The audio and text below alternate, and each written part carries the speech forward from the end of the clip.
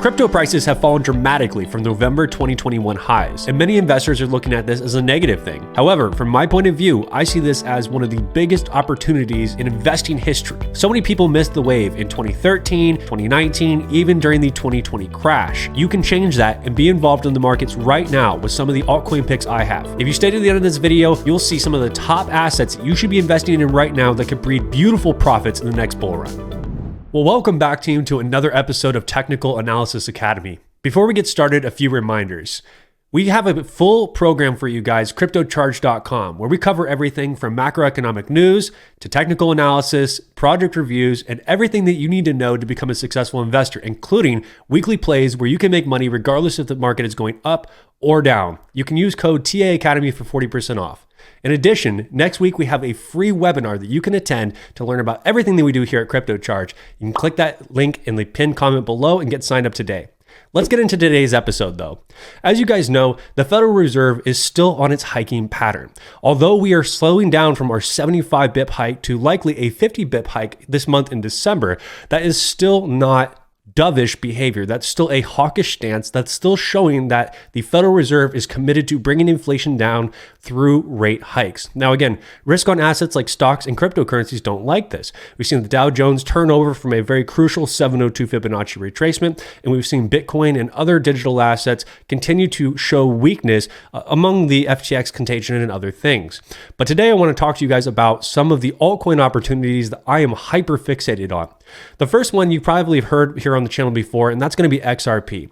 A lot of people are concerned about what's going on with the SEC v Ripple Labs lawsuit, and that's something we cover in depth every day on the CryptoCharge live show. It's not something we have a lot of concern about because we understand what XRP is and the value of distributed ledger technology using the XRP ledger. But let's talk about the technicals here and take a look at the charts. When we look at the XRP price chart here, we're on a 2-day chart.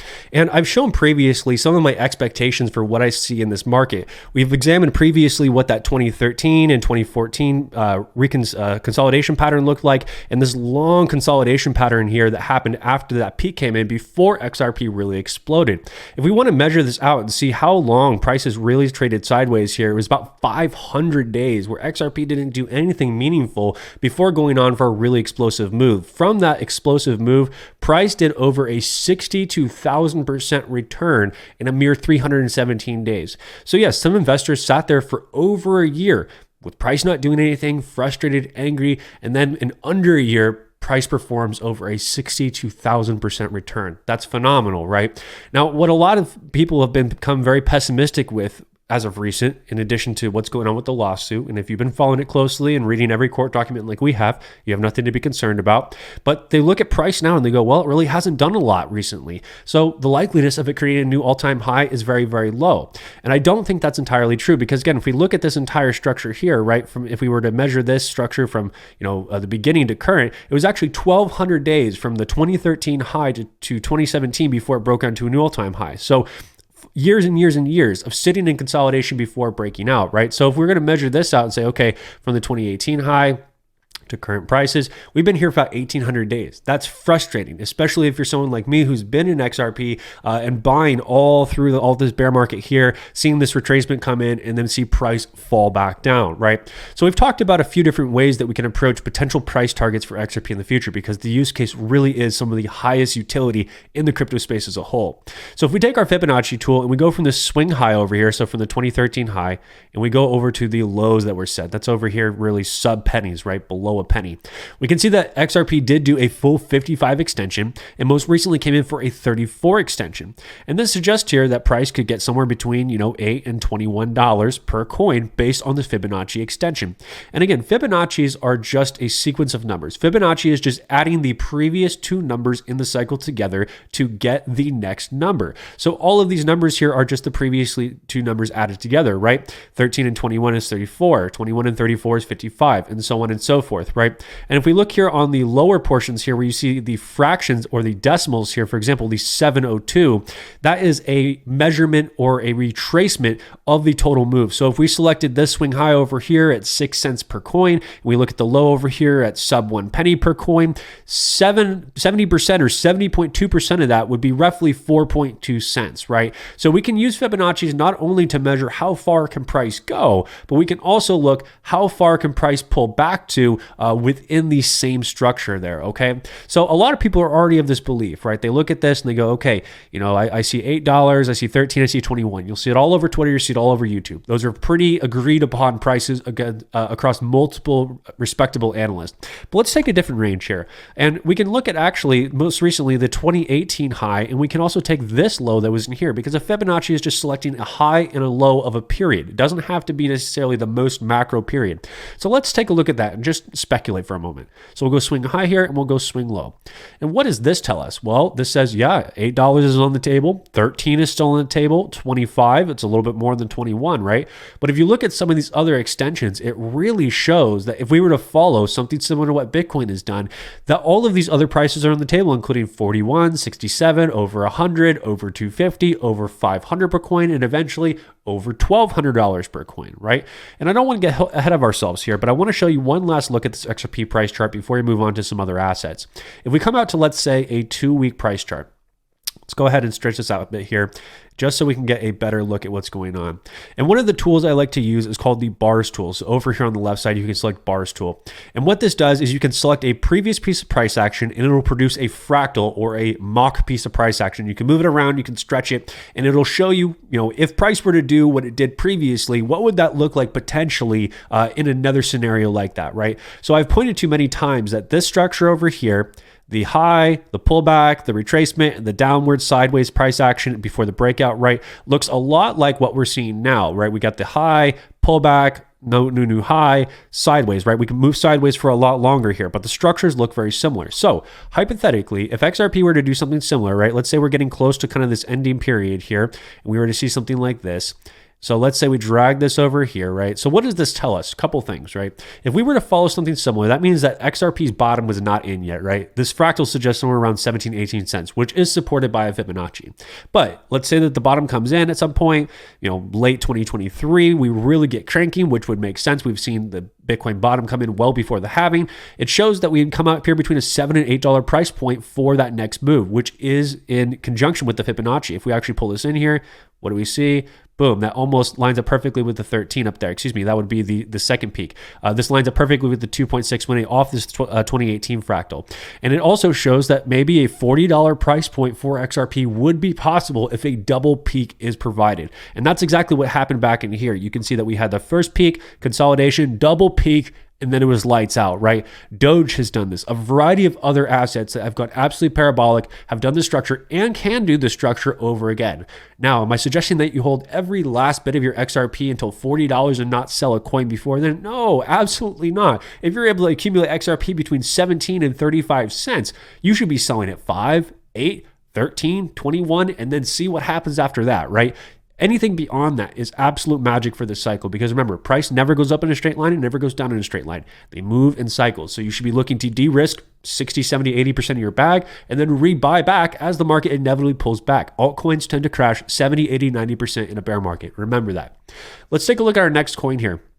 The next one's going to be XLM, and XLM is very similar to XRP. They both focus on remittance payments, both focus on instant settlement, right? They both you can settle in a matter of seconds, under 5 seconds generally, for a fraction of a penny. They're very, very cheap, have a lot of strong partnerships with other money service providers. So when we look at the Stellar Lumen price chart here, we can see that there is a gap on this chart. Don't worry about that because a lot of other exchanges don't have this gap. So if we look at Stellar Lumens and we take the same approach that we just took to XRP, right? We look at the most recent swing high, we go to the swing low here. You can see that Stellar Lumens actually did breach into a new all-time high, came up, tagged that 1.618. Don't let anyone tell you that Fibonacci's and technical analysis don't matter because you can see right here based on this price action that it did tell us where price could go in the future. But I can see up here that if we look further with the extensions, that XLM could get up here towards, $2, $4, and maybe even $6 or $10 in the future, right? If we're going to look at something similar to a la XRP, right? It even shows that if we look even higher up here, right, that we have price points that are well over $100 per coin. Now, again, we need to see utility to step in. We need to see a variety of other fundamentals come in to show that the demand is going to be there for, 50, 100, these bigger price targets. But I would say that the safe area that most people can target is at least the 4.236. So, current market price is about 8 cents for stellar lumens. Up to the 4.236 would be a 2,200% return. Up to that 13, that would be, another big area that we look to take profit, would be a 7,800% return. Into that 21 would be almost a 13,000% return. Now, again, I am looking to accumulate stellar lumens a little bit lower, but I am going to be focusing most of my energy on XRP, Casper, and some other altcoins that I'm a little bit more focused on. But let's talk about the last coin here that I think you guys should really consider, and it's not a very popular one. It's an old coin. It's a coin that has a specific mechanism that a lot of people do not like, and it's Zcash. Zcash is a privacy coin. So that means that you can transact on the Zcash network, and you can do peer-to-peer transactions without revealing to the public any sensitive details about you or your wallet, and the protocol is still able to validate that the transaction is true and it's able to pass through, and it's not going to damage the network, and you're not a bad actor, right? So for a lot of exchanges, they don't like this because they're afraid of, the SEC indicting them, or, something bad happening because of the use of privacy coins, right? Just like with the US dollars, just because you can do something bad with it does not make the US dollar inherently bad, right? It makes bad actors bad.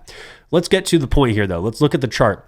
If we look at Zcash has had probably one of the nastiest spill-offs from its listing on exchange. You can see over here in 2016, we got listed over here on Bitfinex that Zcash was actually worth almost $2,600 per coin. It's trading at $43 per coin right now.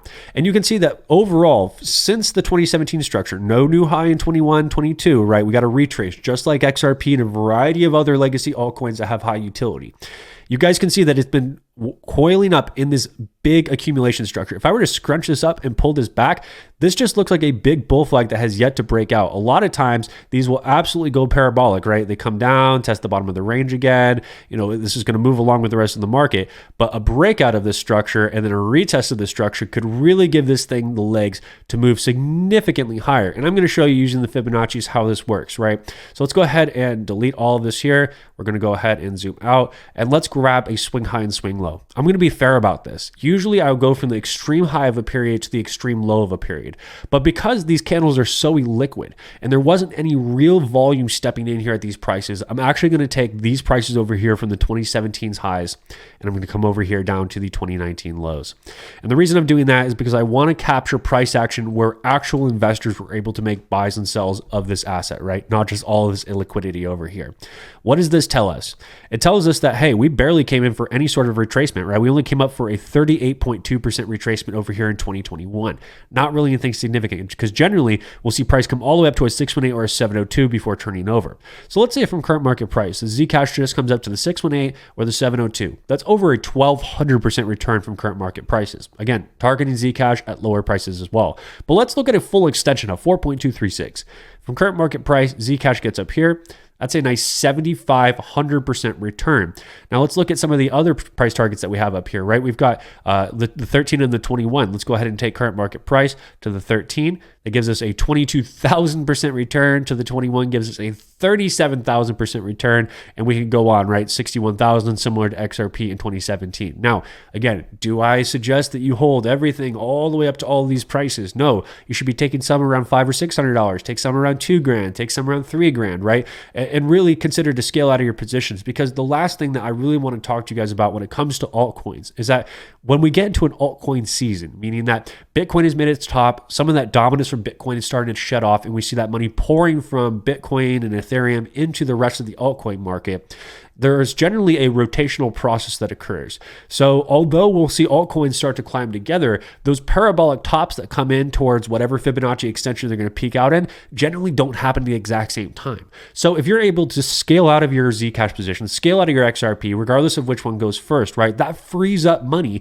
for you to potentially put that money back into some of the other laggards that you have that have yet to pop off yet. taking money that you don't need to invest more of, taking money that's already sitting in your account from the profits you just took and being able to reinvest that and make sure that you're getting the absolute best result out of a hot bull market, okay? If you guys want to be successful in the next bull market, you need to lay the groundwork now. You need to put in the hard work now. There's absolutely no way around putting in the work. And if you do it now, you will be absolutely grateful in 2023, 2024. I'll see you guys next episode on Technical Analysis Academy.